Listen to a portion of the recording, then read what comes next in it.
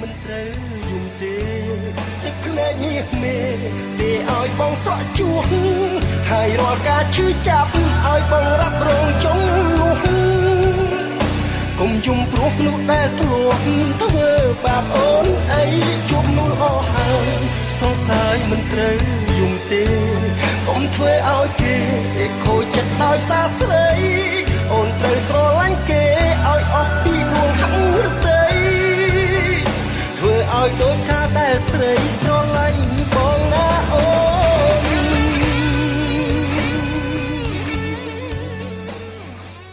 គេល្អគ្រប់យ៉ាងប៉ុន្តែគេមិនមែនបងវេលាកន្លងគេស្ម័គ្រថែរក្សាទង្វើរបស់គេឲ្យអូននឹកដល់រៀមរាស្រមៃថាថ្ងៃណាមួយយើងបានជួបគ្នាគេល្អគ្រប់យ៉ាងក៏ប៉ុន្តែអូនស្រឡាញ់បងវេលាកន្លងបងសុំទុកយ៉ាងណាបងទៅណាយូរម្លេះទុំឲ្យអូននៅឯកាចុះពេលនេះចង់ទៅណាចោលអូនទៀតមែនទេ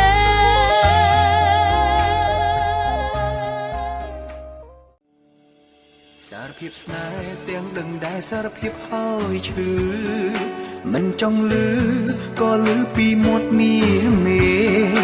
អូនថាបងល្អគ្រប់យ៉ាងប៉ុន្តែអូនស្រឡាញ់តែគេ